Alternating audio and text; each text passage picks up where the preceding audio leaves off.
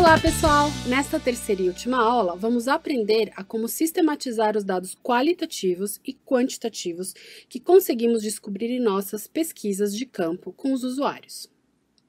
Como organizar as informações e analisar o que descobrimos em nossa breve pesquisa sem financiamento nenhum. Como definir quais são os próximos passos. Quando testar e como. Quando decidir lançar algo. Uma vez feitos os testes, quem devo atrair para trabalhar comigo na nova empreitada, seja ela de conteúdo ou um novo produto e serviço. Alguns testes que você pode fazer desde seu sofá. Voltou da entrevista, decupou as informações, anotou os insights. Ok, então faça formulários para confirmar algumas dessas hipóteses de maneira mais quantitativa. Existe algum número ideal de formulários para tomar essa decisão? O que você confirmou sobre as reais necessidades dos seus usuários?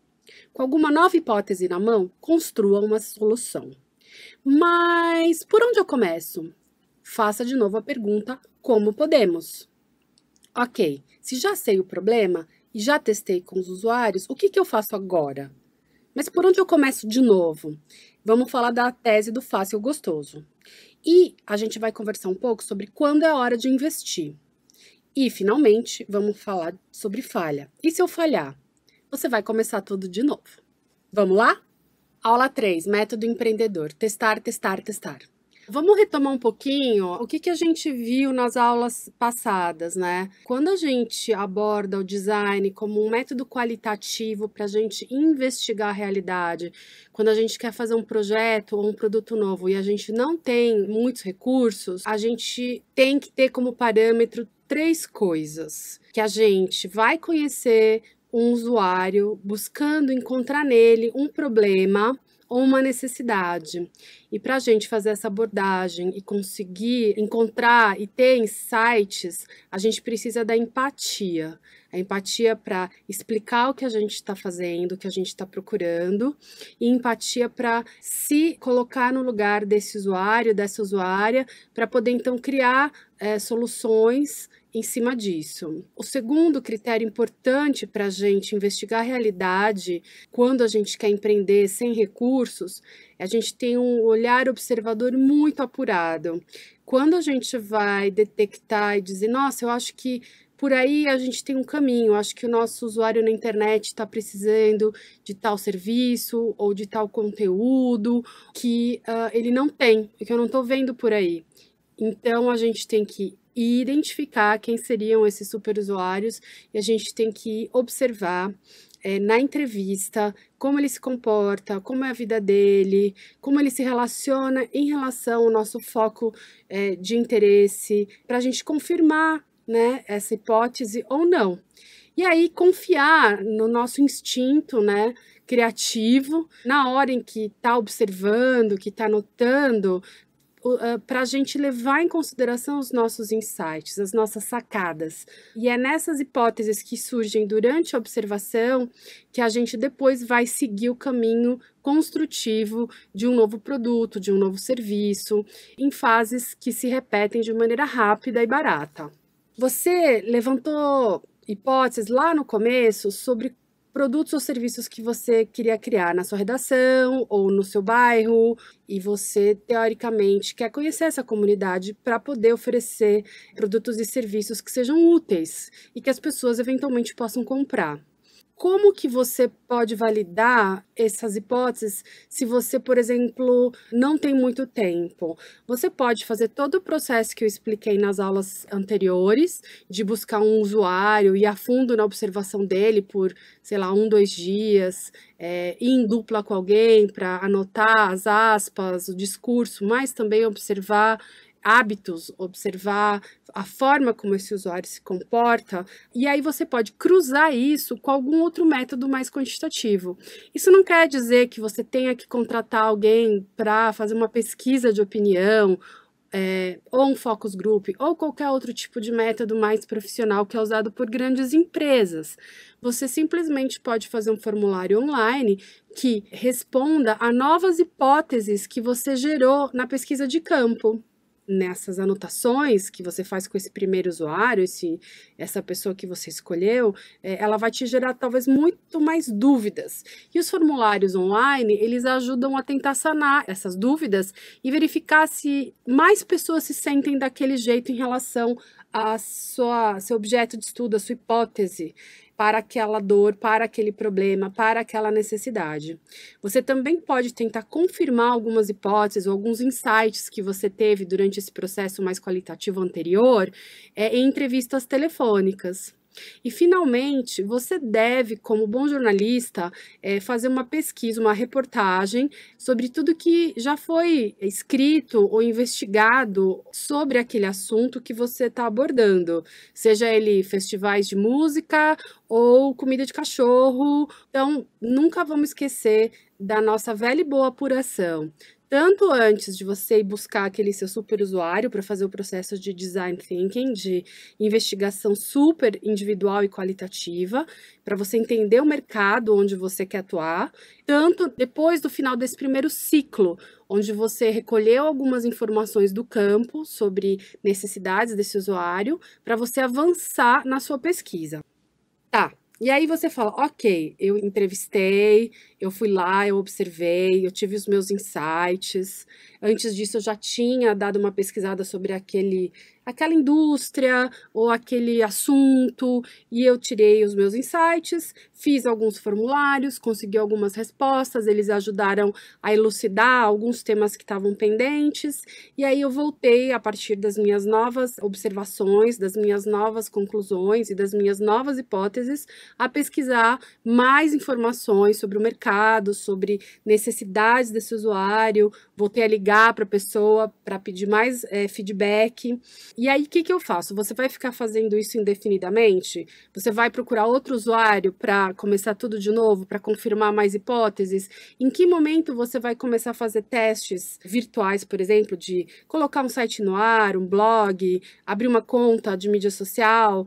E essa é uma pergunta muito comum, né? Quando parar de investigar para então começar a fazer testes com coisas práticas que estão no mundo, né? E isso é uma dúvida grande, porque quando eu vou lançar, eu já estou dando uma cara para o mundo da minha ideia, seja o empreendimento individual, seja um novo produto dentro de um jornal ou de uma organização. Quando você está com muitas dúvidas, né? Sabe aquela angústia do filtro, quando você apura demais, e aí você precisa fechar o texto, e você não sabe qual é o lead, e como você vai encarar essa história para que ela fique mais interessante para o seu usuário? É mais ou menos essa hora dentro do processo criativo de um produto.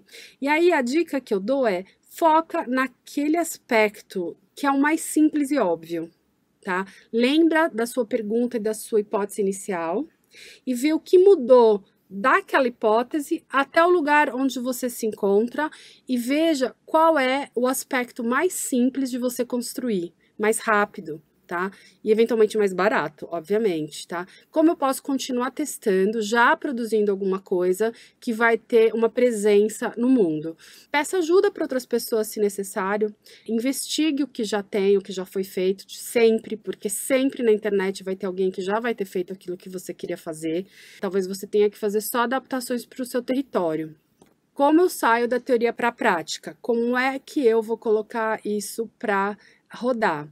Você vai ter que fazer escolhas. Essas escolhas são sofridas mesmo.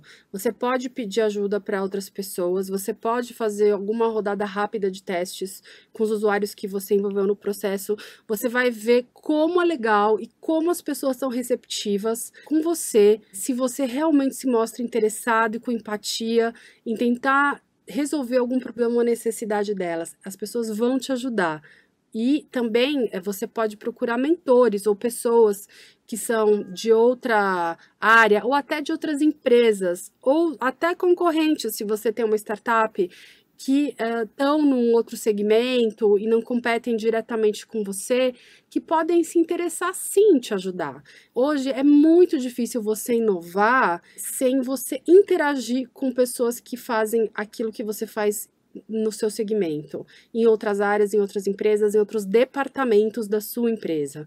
Então, essa postura de colaboração, como eu vinha falando nas outras aulas, é crucial. Então, você foca no aspecto que te parece mais simples de implementar, mais fácil, e aí você vai buscar os aliados, as pessoas que te faltam para entender esse problema, para que ele possa virar alguma coisa prática. E aí você vai ver o que a gente precisa aqui. E você sempre, quando for se perguntar para focar qual aspecto você vai escolher, lembra da pergunta original, que é a que define o problema. Como podemos ajudar fulano ou cicrano a fazer tal coisa, né? Sempre usando um verbo depois.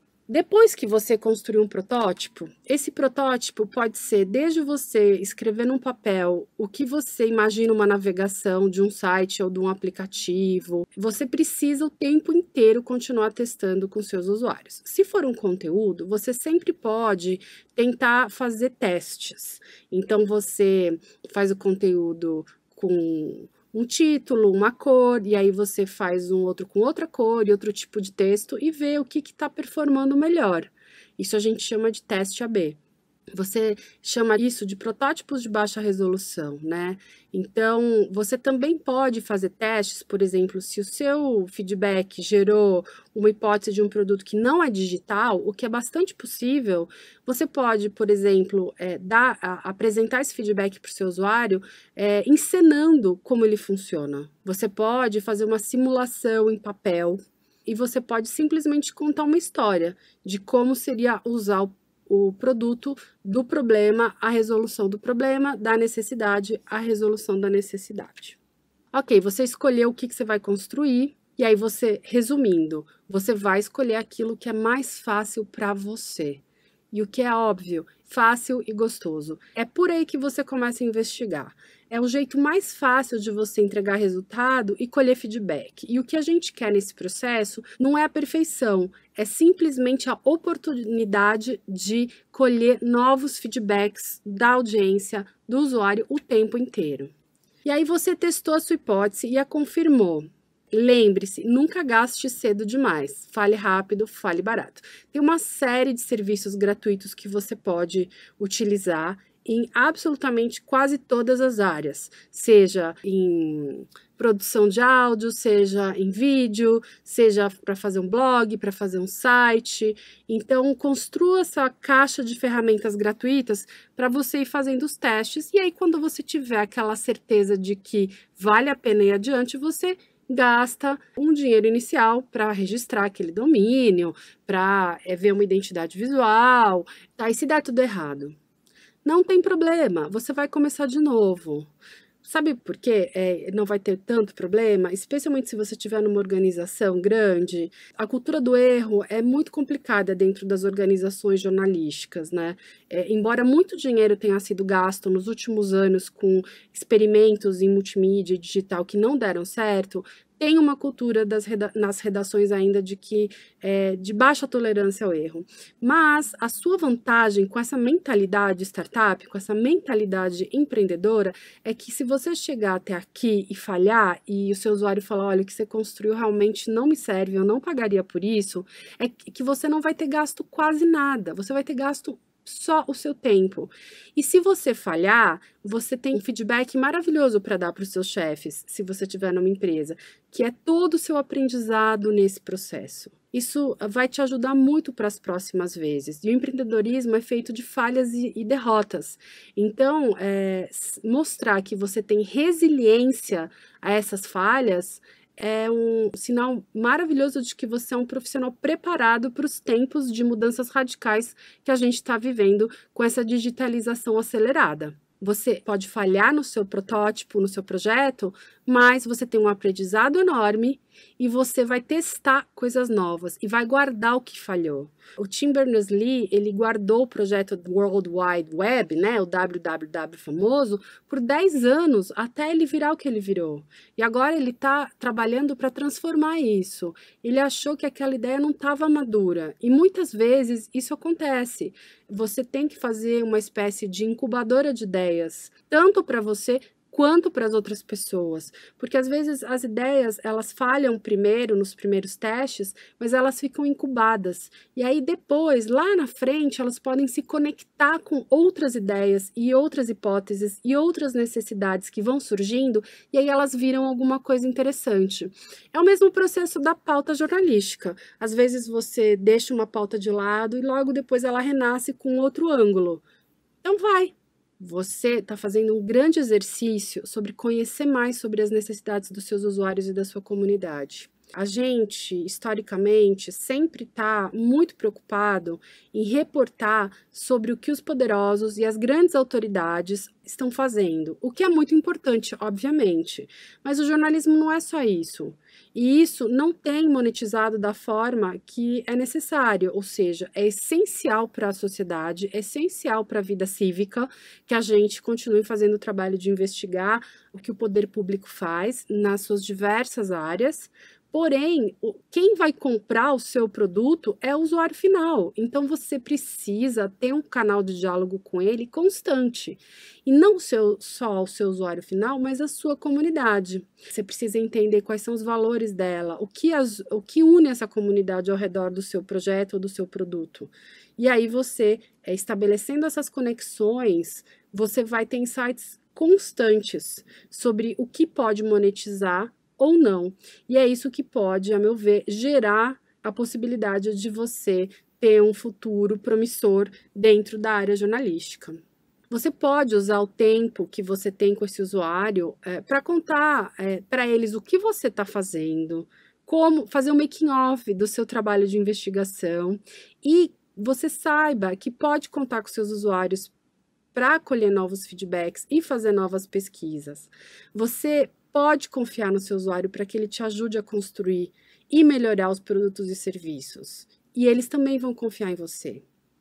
Você vai, nesse processo, aprender errando sem traumas, porque você não está fazendo aquela apuração tradicional onde você precisa batalhar pela homepage, você precisa batalhar por ter aquela chamada, você precisa batalhar por ter aquela performance imediata nas mídias sociais. É um terreno mais seguro para você explorar a convivência com o erro. Então, encontrar um caminho sustentável para sua iniciativa ao longo do tempo é o básico e você só vai conseguir fazer isso trazendo a comunidade para o seu lado. Ela é sua grande aliada. Então, pessoal, chegamos aqui na etapa final do nosso curso sobre mentalidade empreendedora, visão empreendedora, mentalidade startup, e vamos pensar um pouco aqui no que a gente precisa ter como atitude todos os dias, né? Você vai ter que começar tudo de novo todos os dias, sim, como é na reportagem. Você vai ter que ver o que você pode melhorar e o que não funcionou. Mas você não vai jogar tudo que você investigou fora, você vai guardar, porque o processo produtivo para você criar produto é mais dinâmico e ele às vezes se reconecta com coisas que você deixou para trás. Você vai se sentir bem de estar conectado com a sua comunidade e é ela que é a grande força que vai te levar para frente. A gente sabe que no jornalismo a gente trabalha para várias comunidades, então se você faz o jornalismo cívico, você vai cobrir política, meio ambiente, educação, saúde, saneamento básico, mas essas editorias, elas não são tão monetizáveis tão rapidamente quanto outras.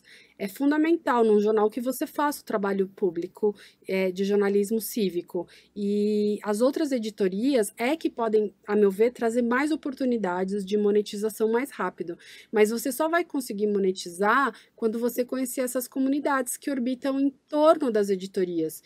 E conhecer essas comunidades significa estar em contato e diálogo permanente com elas. Porque o jornalismo ele não é só o jornalismo cívico que a gente estuda e conhece, que é o coração do jornalismo. Ele também é jornalismo de serviço, ou seja, ele também é aquele jornalismo que ajuda as pessoas a viver melhor. É você saber quando vai ter campanha de vacinação dos seus filhos, é você entender melhor as coisas que estão acontecendo no mundo, é entender como navegar a revolução digital e tirar as vantagens que ela traz sem medo, né? Porque tudo traz novas oportunidades, né? E o jornalismo tem que pensar sobre como vai trabalhar esse grande tema, que é a revolução digital. Então, vocês têm inúmeras oportunidades de fazer um jornalismo mais positivo, mais engajado em produto, porque o conteúdo só, ele não monetiza tão bem como ele monetizava antes. A gente tem uma outra realidade, tem as plataformas monetizando, tem muito mais gente produzindo conteúdo. Então, o conteúdo, ele tem que ter um valor agregado que está sempre numa ponta de produto. E se o jornalista não participa desse processo de construção de produtos, sejam digitais ou offline, ele não está integrado dentro desse novo processo produtivo. E seria muito importante que ele tivesse envolvido para que o jornalismo possa participar das decisões. Então, vamos nos engajar com a comunidade, vamos nos engajar com aquele meio, aquele setor que você cobre, e vamos tentar deixar de lado o medo de errar, o medo de testar e encarar esse processo de aprendizado como algo positivo, que vai trazer bons resultados lá na frente para você e para a organização onde você trabalha e para a comunidade onde você atua. Obrigada.